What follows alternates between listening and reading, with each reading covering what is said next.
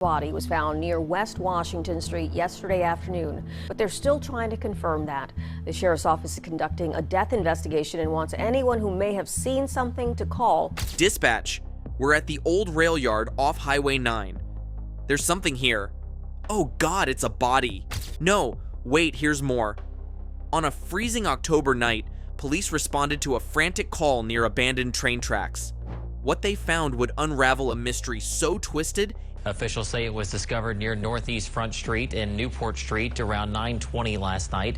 It is not known yet whether the remains are those of a male or female. At this time, Caddo Sheriff's detectives have not ruled out foul play. It redefined evil in this quiet town. Check the tracks before the train comes. The call came from a burner phone. No ID, no trace, just those 8 words. It sent chills down my spine. I asked, "Who is this?"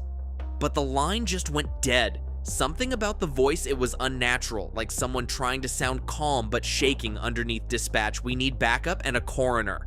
Now." The tattoo was our only lead, but in this town, roses were everywhere, gang symbols, memorials, you name it. We had no idea this would lead us to something much darker, cause of death strangulation, but the cuts, they were post-mortem. Someone wanted these bodies found in pieces. They wanted attention. Roses symbolize secrecy.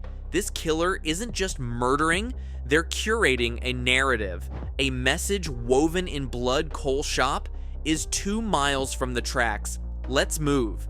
Police say the victim's injuries were consistent with an impact from a train. The train seemed to keep going. 13 News Now reporter Megan Puryear spoke with neighbors in the area who say this does not come as a surprise. He is heading toward the tracks. Cut him off. We knew the killer had a pattern, but it took us weeks to connect the dots. The victims weren't just random. They had something in common, something that was hard to put together at first. I remember seeing Derek at the bar one night, just a few days before the bodies showed up. He was acting weird, like he was trying to hide something. Didn't talk much, just kept staring at his phone. We found old newspaper clippings about a similar case from 15 years ago. Same MO, same symbol. The killer was never caught, but the signs were too close to ignore. A woman, Sarah, stumbles across Cole's tracks just as she's walking home. She doesn't know she's about to become his last victim. Derek Cole wasn't just working alone. There were others behind him, people who believed in what he was doing. It wasn't just murder for murder's sake. It was part of a ritual. We responded and took over the investigation at that point. It appears he's in his late 60s or early 70s. We do know who he is, but we haven't notified the next of kin, so we can't release the name. Detectives tracked down one of Cole's associates, a former gang member who's willing to talk about the cult's activities. There were whispers about Cole for years, but we couldn't prove anything. Some in the department were too close to the case, too close to Cole's family to act.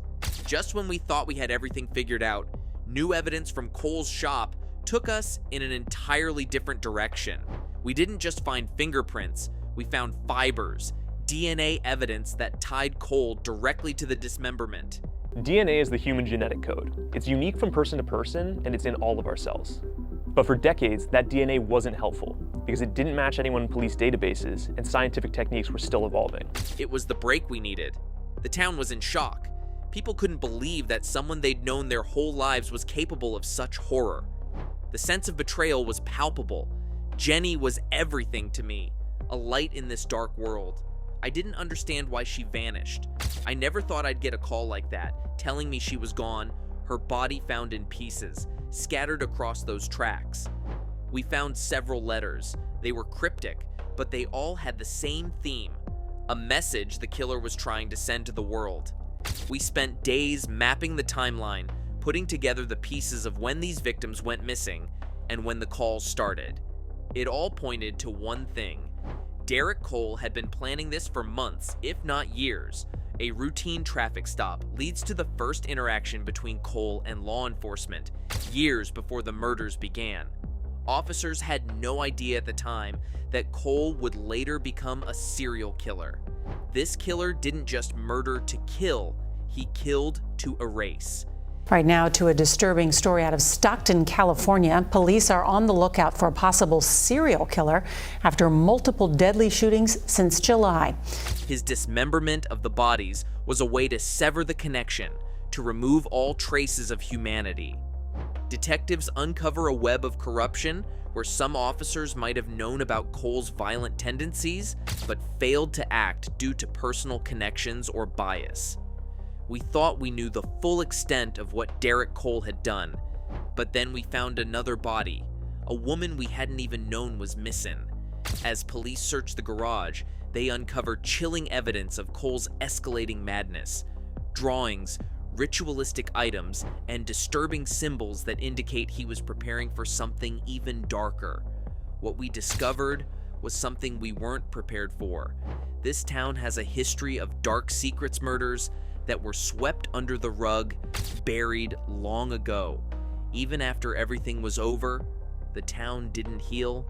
It's hard to feel safe in a place where someone you knew so well could be hiding such evil. The rails still whisper secrets of lives cut short, of a killer's warped obsession, and of the courage it takes to confront the darkness hiding in plain sight. If you have any information about unsolved crimes, contact your local authorities. Stay vigilant.